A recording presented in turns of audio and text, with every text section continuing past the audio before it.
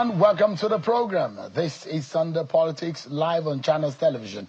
I'm Sean Kimberley here in Abuja. Tonight, our attention will be first on national security and a nagging issue in our polity, issues of constitutional amendment. But this time around, it is something that are being agitated for several years, but it's never seen the light of day. Will it happen this time around? And it's about state creation. There are those who oppose and those who debate for it.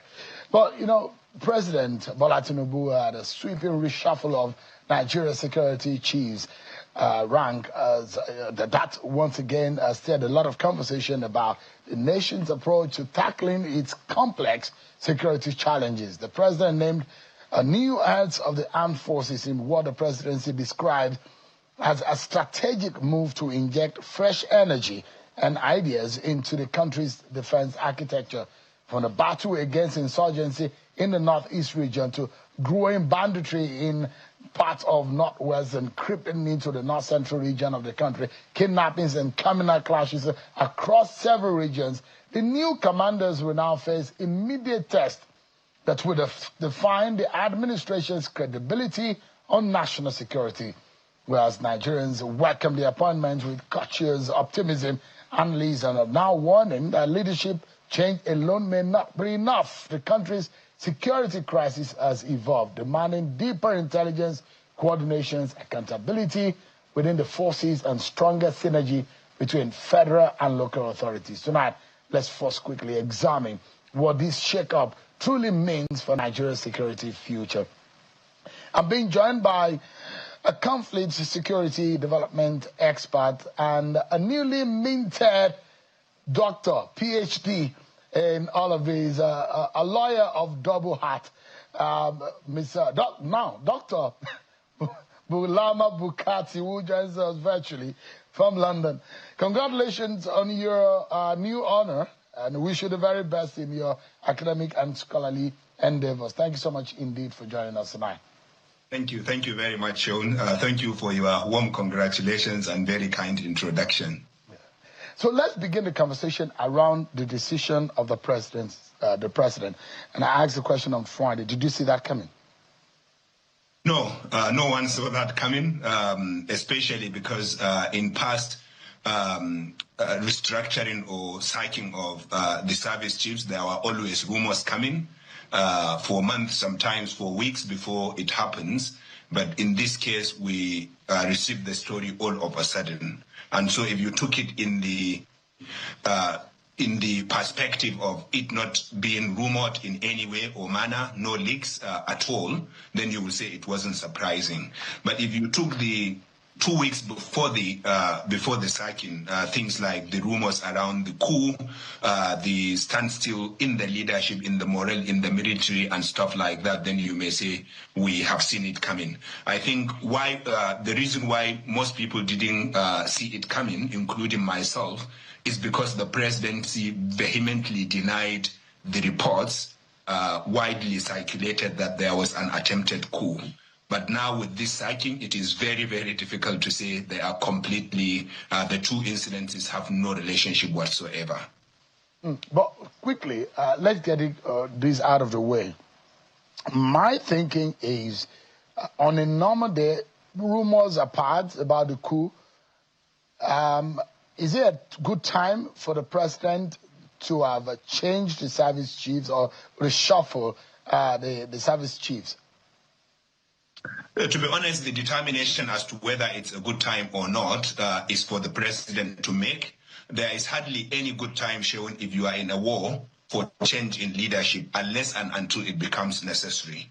But then when you look at what has happened in Nigeria's security landscape over the past year or two, then you may say that change of leadership is long overdue. Because number one, Boko Haram, unfortunately, is resurging in the northeastern part of Nigeria.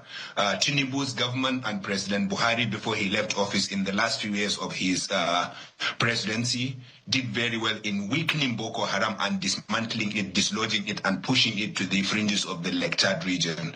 But unfortunately, over the past year or so, we have seen a resurgent Boko Haram launching attacks, audacious attacks on military formations in Borno and Yobe State, and in many cases succeeding by dispersing the soldiers on ground, killing some of them, dispersing some, and looting the military formations that they were attacking. And over the past 3 weeks or so, we saw 2 extremely audacious attacks in Gamdu, Yobe State, Borno State, I mean to say, and another reported attack last week on 4 different military formations at the same time.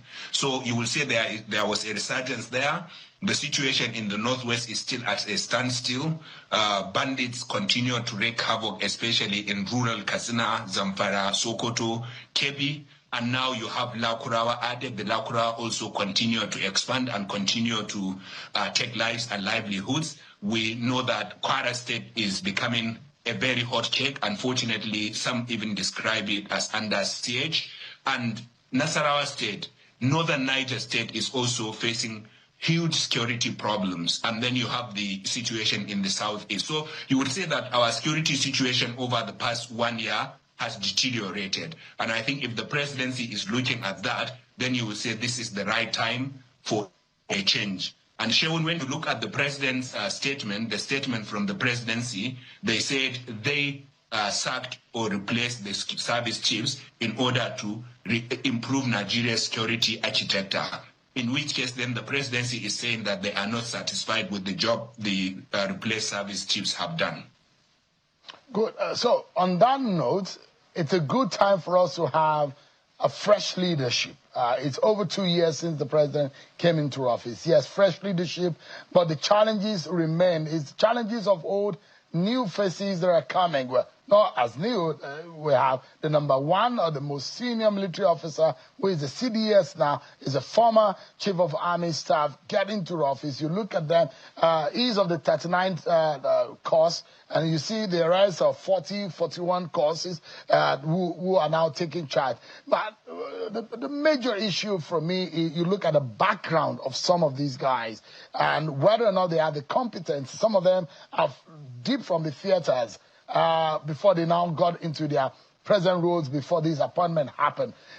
Do they come, and I'm very sure that you've tried your best to look at their profiles. Do they fit into the roles, the challenges that we are facing and these new faces? Are they able, do they look like the kind of people that can help tackle these problems? You see, Sean, all of the new service chiefs are eminently qualified when you look at their background in the military and their paper qualification. But Sean, we have been here very many times.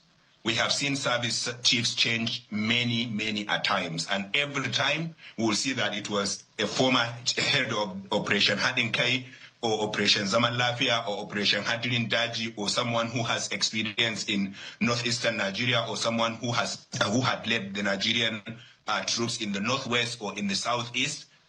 The problem is, Sean, wherever you have leadership renewal without reform, then it just becomes rotation. And rotation alone is not going to solve our national security problem. And so it is not about their qualification on paper.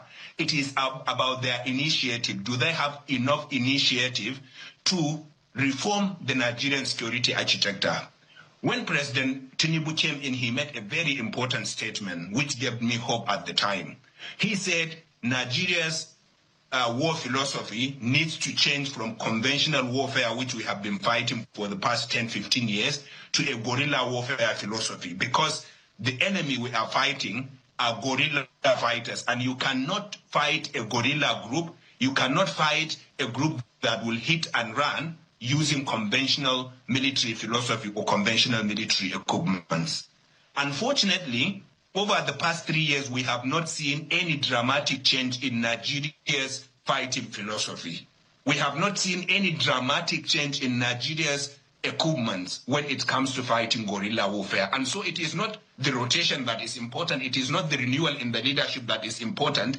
It is whether they have the guts and gumption to reform the Nigerian military security architecture, reform the Nigerian army, and reform our war philosophy. Until and unless we do that, we may continue to rotate leadership, but nothing good will come out of that. And so what I will ask the new service chiefs to do is to quickly look at President Tinubu's statement and take it to heart and to reform our entire system so that we may start fighting as if we are fighting a guerrilla warfare rather than a conventional or traditional warfare system. If you look at all of the faces, from the Chief of Defense Staff to Chief of Defense Intelligence, it's only the Chief of Military Intelligence that wasn't changed, but we have a change from the Chief of Army Staff to the Chief of Naval Staff to the Chief of Air Staff, and you can see them, their ages, where they come from, their state of origin, and their last appointments or their last roles in the military. Gives you an understanding of where we're coming from and where we are headed as a people. But the question, perhaps, to simply wrap this up, is the fact that we wouldn't be afraid if you hear that death is coming your way.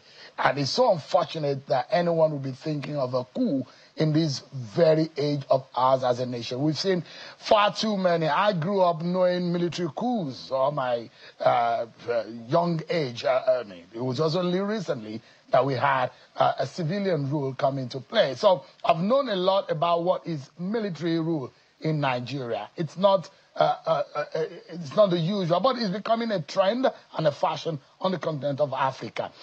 Every president will be afraid. Either a rumor or it's for real. But when this thing happened, in 2 years, we've heard and seen about a few times that this is happening. What do you think? How do you think we should handle this? The presidency has said little about it, but the military has rebuffed this. Yeah, I mean, this is a very important point, but let me just make one remark, Sheun, on the profile of the people you just projected. Daily Nigerian has done a fantastic analysis of the new service chiefs. And Sheun, they reveal that 160 officers will now have to retire. Because the Chief of Army Staff, the new Chief of Army Staff is from the 41 regular course initiated, I think, in 1994. That means almost 120 officers in the Nigerian army will have to retire now. I think many of them are generals who will have to retire. And if you took all of the service chiefs, about 140 senior officers will retire because of these appointments. Now, there are two ways of looking at this. One part will be, should you be losing 160 experienced officers at a time when you are fighting on all fronts, on about 4 fronts in Nigeria? And what will that experience vacuum bring with it when it comes to our ability to fight the criminals and terrorists wreaking havoc in our country?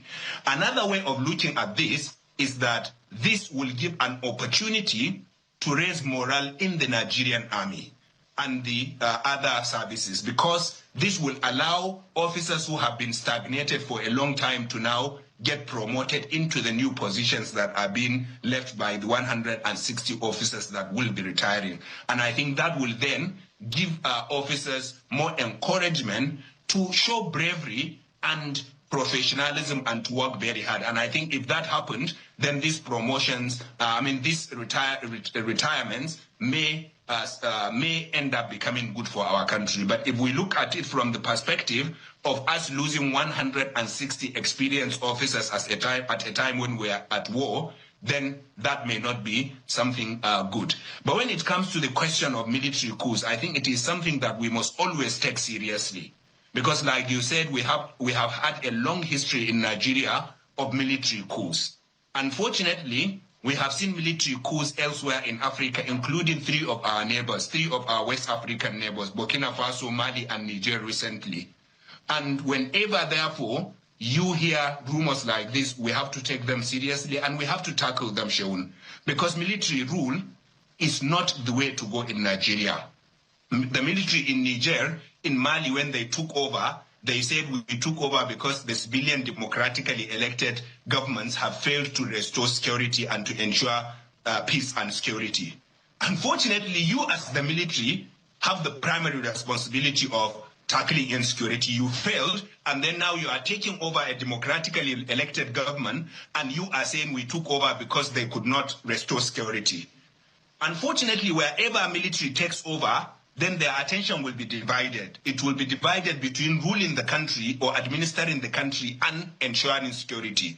And if a military has failed in ensuring security when they are not administering the country, then it will be very difficult for them to succeed when they become politicians or administrators. Therefore, I think it is good that the Nigerian army has denied this rumor. It is good that they would continue to safeguard our country and our borders, and it is good for them to continue to allow democratically elected governments to continue to rule our country. But Sheun, politicians and democratically elected governments have to do better, because if you see, in a lot of sections of Nigeria, people are clamoring even for the military to take over because they are disillusioned with the failure of the politicians and democracy. And I think that's not a good place to be, and therefore our leaders need to show more example by delivering the dividends of democracy to Nigerians, so that Nigerians, many sections of Nigeria, will stop clamoring for the military. Sheun, you said this is your last question, so I will just use this liberty to explain what I mean by reform, because in the beginning I said rotation or renewal without reform is just rotation, which will make no sense. And on the ground now, the new service chiefs will have to do about 5 major things.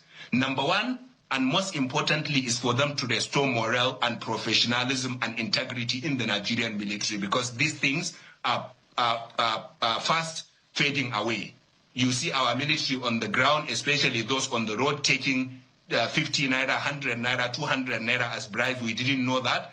Our military on the ground, many of them are accused of unprofessionalism. They have to tackle that, and they have to lead by example by going to the war front and fighting together with our military, so that our soldiers, our boots on the ground who are sacrificing their lives every day will see example from their leaders. They also need to work hard to strengthen cooperation between the Nigerian services with other Nigerian law enforcement and security agencies, like the NDLEA, for example, like the Customs and Excise, like other security and law enforcement agencies, because we cannot succeed unless and until the 17 or so security and law enforcement agencies in Nigeria all work together.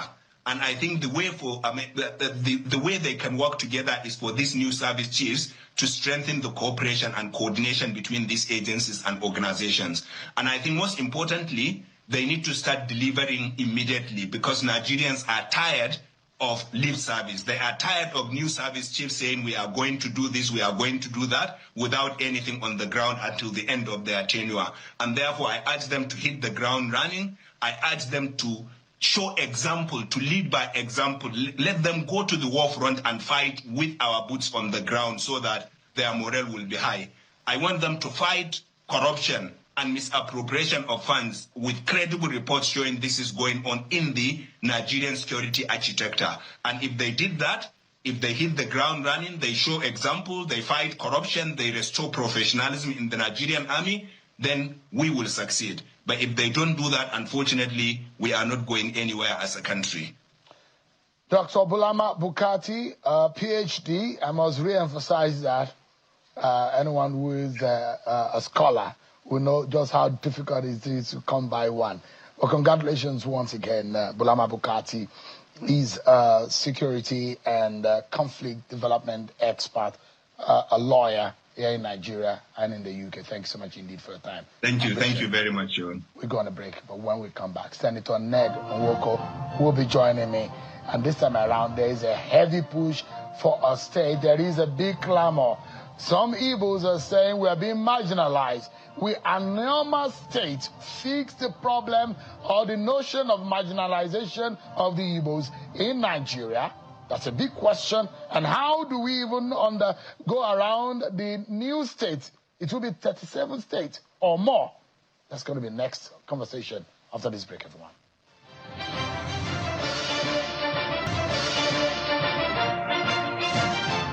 So much, everyone, for staying with us. Nigeria's long-running debate over constitutional amendment has once again returned to the front burner. This time with renewed calls for the creation of a normal state out of the present Delta region, or Delta State, where now the Delta North Central District of Delta State. Well, At the National Assembly, lawmakers are revisiting the long-standing demand for new state in Lagos. As you will see, some of the pictures is just part of the ongoing efforts to address issues of equity, representation, and administrative balance across the federation. Proponents of Aniama State have argued that the move would not only correct perceived historical imbalances, but also strengthen local governance and regional identity. The latest agitation now comes as the Constitutional Review Committee begins fresh hearings on memorandum from across the country. Well, we understand that coming from that meeting that you saw in Lagos, there's a lot of agreement that has been reached about the way forward. Possibility is now looking stronger than ever for a possibility of an Anioma state. But now, there is going to be something to give and something to take. It means then that there's a possibility for other regions of the country to have their own state. But how would this play out in the whole scheme of things? One of the major proponents of these and the pusher in the National Assembly is the senator representing Delta North in the National Assembly, Senator Ned Nwoko, who is live for us here. Senator, thanks so much indeed for joining us. Thank you. It's good to see you. Thank you. Your face has been all over the media in the last few days. Yeah. It happens. For personal family reasons. It happens. I hope everything is calm. Well, we are and trying under to manage control. the situation. Yeah? Yes. You're a man of many parts. Yes. People underestimate you, though. Oh, do they? Your capacity. Well, I am who I am. You're an Old Testament man. Yes, I am. But everything is on the cam right now. Yes, yes. Okay. Thank you. That's not the business of the day, so let's go to the business of the day. Why are you advocating? You are the major pusher, especially on the floor of the Senate. And you have argued with your colleagues the need for an Aniama state. And don't even begin the conversation around marginalization, because that's the first thing, because people will say, we have Southwest 6 states. South, 6 states. Northeast 6 states. North Central 6 states. Northwest 7 states. But Southeast 5 states. Is that part of the agenda? To fix the Southeast that seems to be smaller in terms of the number of states, or what? Well, almost just over a year ago, I had a meeting with the President Bola Ahmed Tinubu, where I discussed about the problems of Southeast, the insecurity in Southeast. You know, what do we do to address it? And he knows the problems, and he also has an idea. The whole idea is that there should be some level of equity extended to the Igbos of Southeast by having an additional state. It wasn't going to be an easy task, you know, to create one, but it is doable. And I'm happy that we have come this far. The point is this: even at that time, it was understood that the problems of Southeast, the agitations of the youths of Southeast, the killings there, the referring to the ESN groups and ESN and IPOB and the rest of them. These are young people who have come up to say that they are fighting for freedom because they are marginalized. And one of the areas that they've all spoken about and against is the fact that they are the only zone. Southeast is the only zone in Nigeria that has 5 states. Why is that? Why was it done intentionally to undermine them? Of course, yes. And from engaging those youths, it became so obvious that if a step is taken in creating one state, just one state, to bring it apart with 5 other zones, let's leave Northwest out of this now, at least bring it apart to the 4 other zones, then something would have been done for them. You know, yes, they are clamoring for different things, but I mean, not least, of course, the release of Nnamdi Kanu. They're asking for it. We know that that is something that has to be done. You know, you would just say, Nnamdi Kanu to be oh yes, yeah, of course. Why do you think so? Nnamdi Kanu has been in custody for some time now. I believe that he has been held unjustly. Many people feel that way. As a lawyer, do you think so? Oh yes, yes. That the judicial process is unjust? Yes, yeah, no, it has been. There's a lot of delays in prosecuting him and all that. If you want to get him tried and convicted, get on with it, you know. But this is a guy who has been held unjustly, as I said, you know, for so many months. And the Buhari government started it. I'm not talking about this government. Trial. No, so the point I'm even making now. I'm talking about the previous government under Buhari. When it's facing a judicial process right now. Yes. Saying it's unjust because the argument is that there should be a political solution, maybe a null prosecution. Prosecution should be established on that for the case to be withdrawn. But there are those who will say, well, there are allegations and it's left for the law for him to have his day in court, which is in process. But as you know, there has been some pronouncements by the Federal High Court, which has not been respected, you know. So his incarceration is the main reason for the crisis in Southeast. But the crisis started before he was even arrested. No. The killings, the burning of police stations, the killing of police officers and all whatnot. Well, look, the problem in Southeast is very different from what is in the Northeast or Northwest and all those areas. You know, the problem in the Southeast has to do with the perceived injustice by governments, successive governments. So what needs to be done? And one of it's why I'm here today, you know, talking about the creation of states to make up the number of up to 5. And then you have the release of Nnamdi Kanu. By the time you do these two things, I am almost certain that peace will return to Southeast. Let me ask you this question, Senator. I have spoken to so many youths in Southeast, from Southeast, and they have assured me that that they are prepared to be engaged by us, by the leadership. You know, when this is done, they don't want to die. The youths don't want to die. They want to go back to schools. They want to go back to their jobs. All they want is some level of respect and acknowledgement by the nation, by the government of Nigeria. I want to ask you, and there are those, this exists in almost every region of the country, where you have your brothers in different states and all whatnot. Are there Igbos outside of the 5 states of the Southeast in Nigeria today? Well, I'm surprised you're asking. No, because for the sake of our... Yes, for the sake of your listeners. Yeah. Let me say this. When it was Western Nigeria, when we had Western Nigeria, I'm sure you've heard of some people being described as Western Igbos.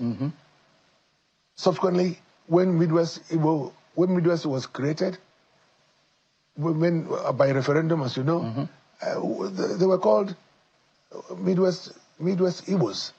Then the name changed to Bendel. They were called Bendel Igbos. And of course, Delta came up with Edo State. And now they're called the Delta Igbos. And that is the Anyomas, the people, our people. 9 local governments areas. In that senatorial district. And we are almost completely Igbos. Of course, there are arguments about some areas, some people have come from Igala or come from Benin. But the fact is that, according to Delta State gazetted laws, there are only 5 ethnic groups in Delta. The Urhobos, the Igbos, the Ejos, the Shekiris, and the Isokos. There's no mention of Benin. There's no mention of Yorubas, or also within Delta North. Apart from Delta North, there are those who say, and you might be touching the wrong nerve here. In River State, for example, that there are Igbos there. Of course, the Ikweres. Opobos. Or the Opobos. They're everywhere. Igbos are everywhere. Igbos are actually... So if you create, for example, are you hoping that they will join the Anoma State, or Anoma State is going to solely from your proposition and the literature that they have put forward, is going to be solely from the 9 local government areas of Delta North? Look, initially, my bill was centered around the 9 local government areas of Delta North. And however, a lot has happened since then. But if you look at the explanatory note to my bill, it talks about the Anioma state to become the 6th state of the Southeast, the 37th state of the country. Does the Southeast, so the 5 states in the Southeast see you as Igbos? Of course, yes. And I've heard, of course. I don't speak much of Igbo, but I've heard I can tell you, look, the 45 Igbos of the Anomas. No. Every language has dialects. Every language, even Yorubas, from Lagos to Oyo to... Even the Enugu Igbo is different from the Abia Igbo, is different from the Onitsha Igbo. Of course, yes. But we are all Igbos. Anioma is historically an Igbo enclave. And there's no our names to our language, to our culture, our tradition, our food, everything is Igbo, And we have always identified ourselves as Igbos. Of course, there were 2 reasons why, for so many, almost like centuries, we were kept at the back burner, kind of confined to Western Nigeria. And why most people some people from my area seem to have gotten to the point where they were not sure whether they were Igbos or not Igbos. But majority of us understand who we are and understand where we've come from. And let me just explain what I mean. There are, during the war, the Civil War, most people, we had the Asaba massacre. After the Asaba massacre and the rest of the killings within our area, we were told as kids that if you see Nigerian soldiers, you must not admit that you are Igbo. You must tell them that you're from Benin or that you are Yoruba. These are kind of things that we had to do to survive the ethnic cleansing that happened at that time. So, of course, there was also this issue of Benin Empire. At the time there was a Benin Empire where, Benin at its height extended their tentacles to our area. So much so that some people began to think that they were Benis. But we're not Benis, we're Igbos. And there's nothing Benin about us. So you have people from Agbo, Yes. from Kwale, part of, I'm looking at the major areas of the north, the north now that we now seed into what we now be called Anioma state. The question posing it. No, they're not. No. And have you heard some of the leaders who say they are vehemently opposing They're it? just some vocal guys who are saying that they don't oppose the creation of Anioma state. Let me say this such a way. I don't know any Anioma person, man or woman, who is opposed to the creation of Anioma state. Some of them say, they don't want to be part of Southeast because they are not Igbos. But they are just few and far between. There are very few of them. Out of the 9 local governments, how many of those are Igbo speaking? All of them. Of the 9? All of them, we all speak Igbo. Ukwani don't speak Igbo. Oh, they do. Ukwani people they majorly speak Igbo. No, they speak Igbo. Ukwani speak Igbo. They call it Yeah. and there is no Anioma son or daughter without an Igbo name. You ask yourself. Is there a general consensus of all the 9 local government areas? To create Anioma, of course, yes. But this has been a long-standing agitation. As you know, it didn't start with me. It started with the second Senate president in Federal Republic of Nigeria, Sir Dennis Osadebe, so many years ago, over 70 years ago. But economically speaking, Senator, how do we defend this? We're already complaining that we have to overbloated government. We've gone beyond that.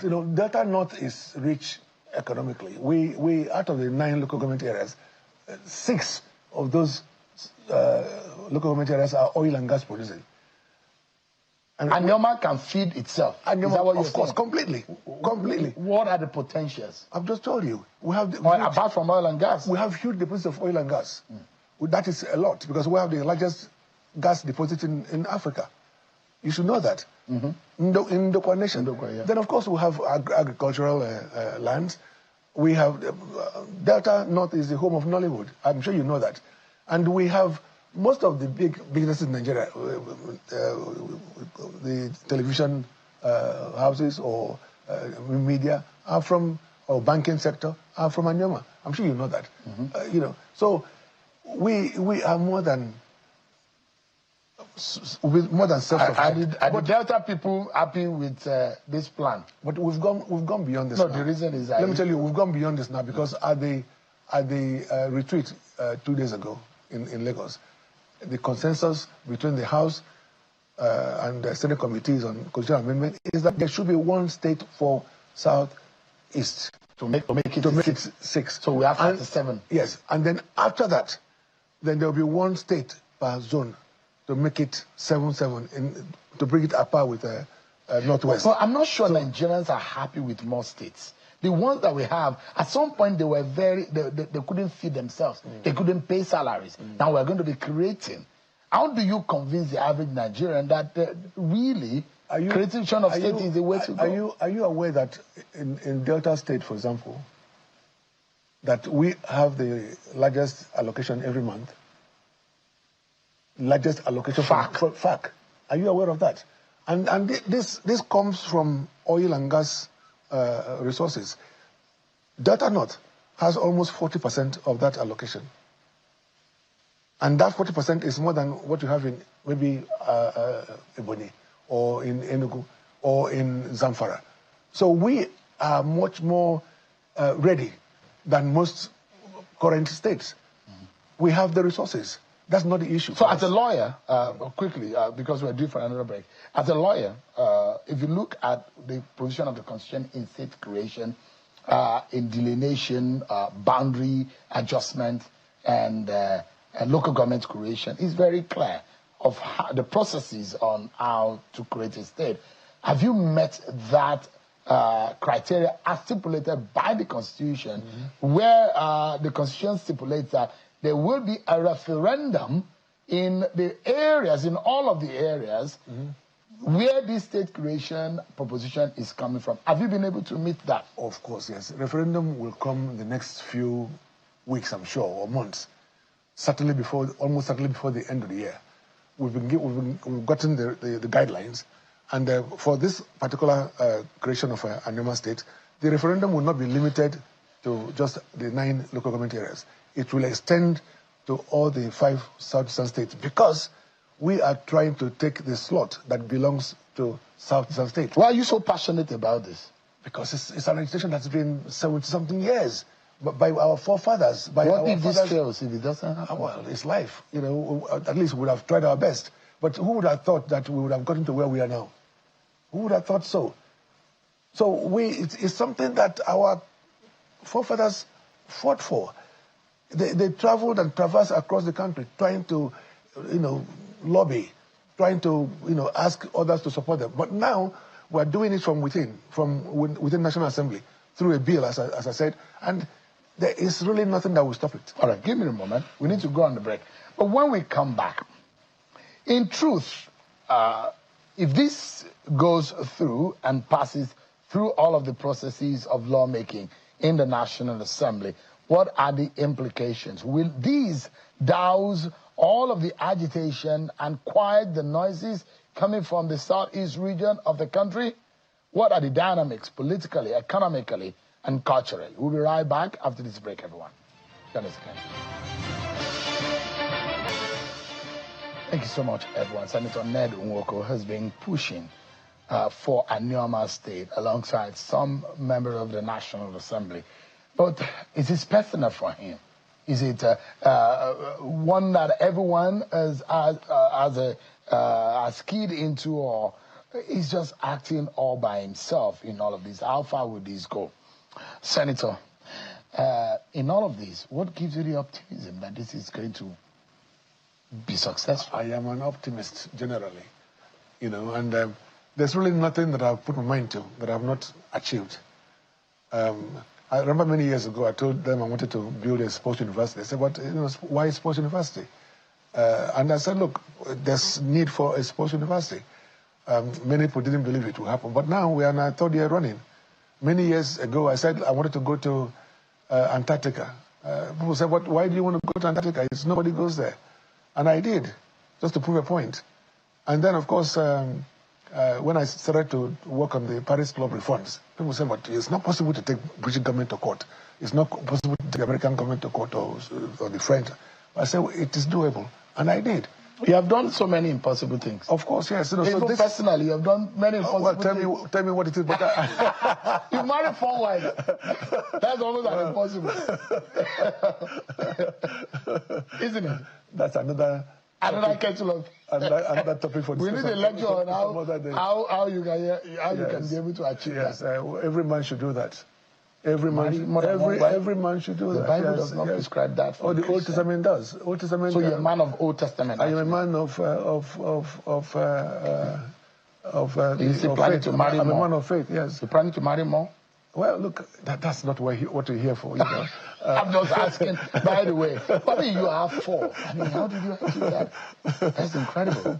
Yeah, well, I'm sure you have a wife. But you also have girlfriends. That's the difference. No, I don't actually. I'm a Christian, 1 wife. That's what the Bible preaches. I will make some research. Do some research about you. Please do.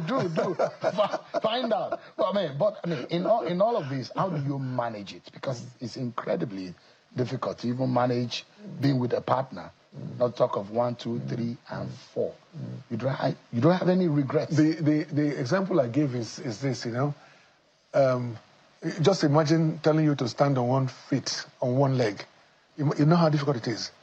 But to stand on 2, 3, 4 is much more balanced. That's just the example I gave. Yeah. Do you understand it? So I feel sorry for those who just have 1 wife, because it's difficult to stand on 1 leg. And you don't have any regrets? No. If you have your way, you still marry more. I will do the same thing again and again. Of course, yes. And you have a knack of marrying beautiful women. Wow. And young ones too. This is the way it is. And that's the way it should be. But you're not the ones that beat them. You should marry who you want to marry. You're not the one that beats them. No, come on. You know, I am not a violent person. I respect my wives. I love them. And I love my kids. No, not at all. Not at all. All right. So the impossibility brought us there. That's not the topic. The impossibility brought... There are those who say, legally speaking, procedurally, this is almost impossible. No, it is not. What is impossible about it? I remember when I discussed it with the president, as I was saying before, you know, he assured me before I left PDP to APC that he will support it as long as we at the National Assembly are able to do our work.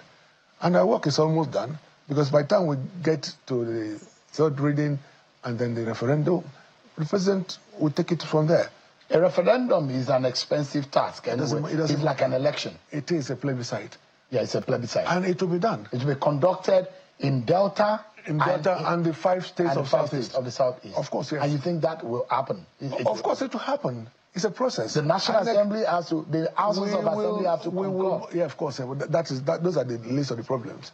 Because at the right time, Mr. President will call the governors and tell them to append their signatures. The reason why I recall your legal your expertise or training is the fact that in the last 27 years, the last person that is able to create a state is the military. And if you look at the section of the Constitution that states the creation of states, local government, boundary adjustment, and all of that, it makes it extremely difficult to be able to add to what we have in existence. And that's why a lot of lawyers, a lot of legal minds will tell you it's almost an impossibility happen. What the Constitution has done is to provide for steps to be taken, provide for things to be done, and you just follow them. For example, this president is very strategic, and he has done wonderful things. And I know he will still do many wonderful things.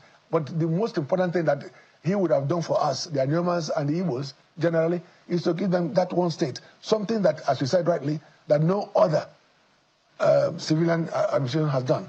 So he will do it. He will do it because he understands what to do.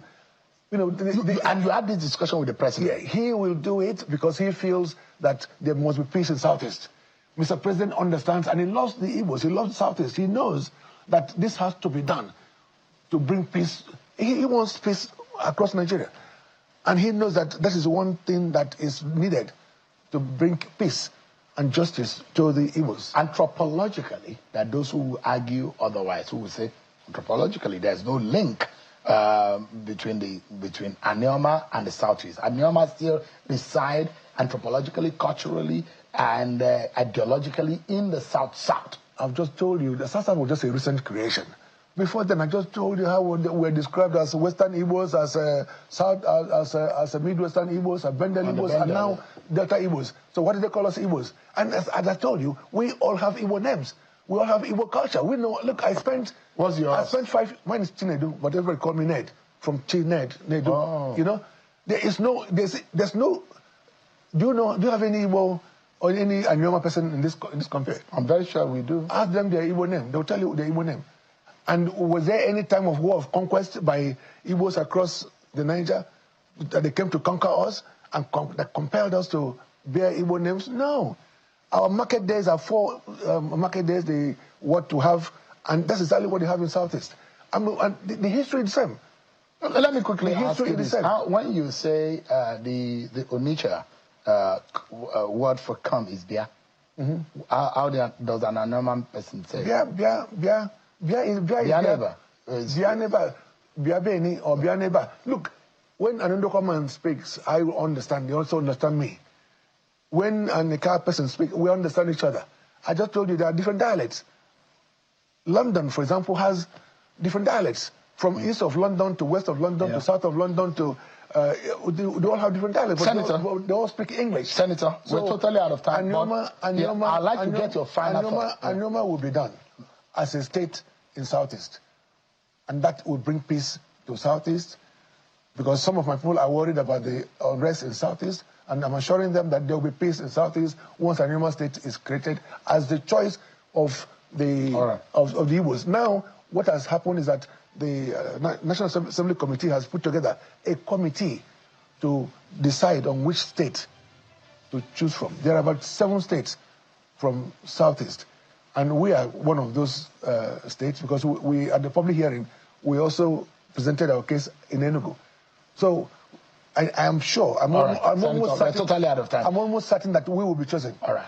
Senator Chinedu, otherwise I know Senator Ned Nwoko. Thank you so much indeed for your time. I appreciate it. Thank you. That's our show for today. Many thanks for watching. I'm sure Kimale, God bless. Thank you.